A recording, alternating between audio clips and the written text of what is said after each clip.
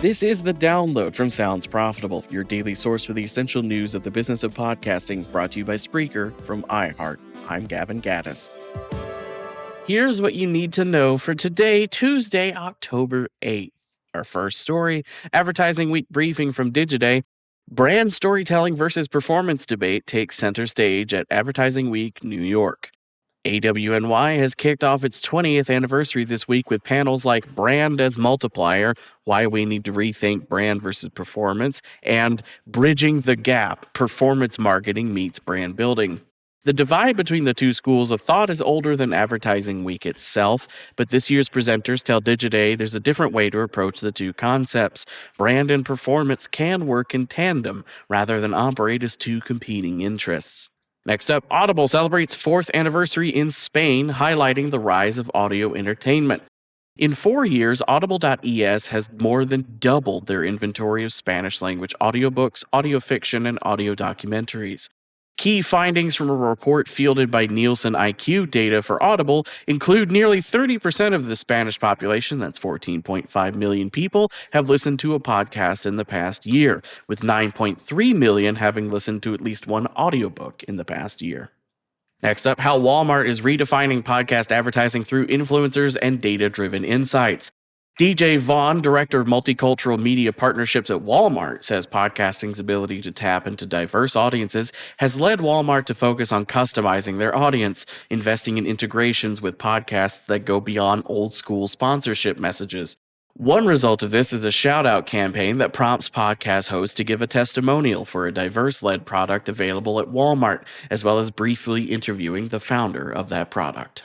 Next up, 7 lessons from a year of paywalled podcasts at The Economist.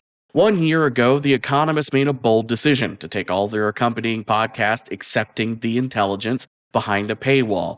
According to Director of Podcasts John Shields, the move has paid off. 80% of listeners have stayed with the shows, and the listenership has grown to 5 million monthly unique listeners between 2020 and 2023.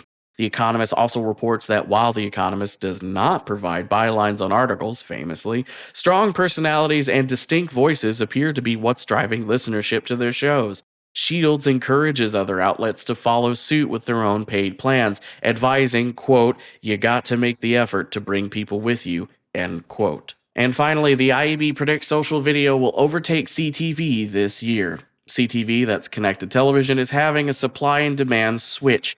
Ad supply has outpaced demand in the streaming landscape, with streaming services like Prime Video announcing plans to increase ad load, while the industry deals with lack of pricing and measurement consistency. This lack of transparency is making streaming appear to be not worth the effort compared to cross-platform purchases, one executive shared with AdExchanger. Buyers are reportedly planning to spend more on social media this year, and podcasting's ultra-personal role in listener media consumption could fit right in with that pivot. As for the rest of the news, Magellan AI has published a case study of a podcast ad campaign run by subscription-based baked goods company Wildgrain earlier this year. Digiday covers a push by Omnicom Media Group for new standards and clarity for ad auctions. Ad Results Media has hired Kristen Abramo as their chief operating officer, reporting directly to new CEO Jordan Fox.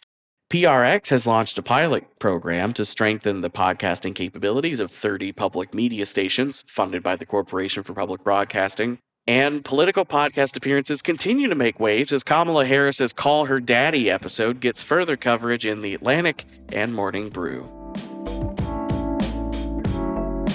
Be sure to check out the links to every article mentioned right in your podcast listening app or at soundsprofitable.com, where you can also subscribe to the newsletter version.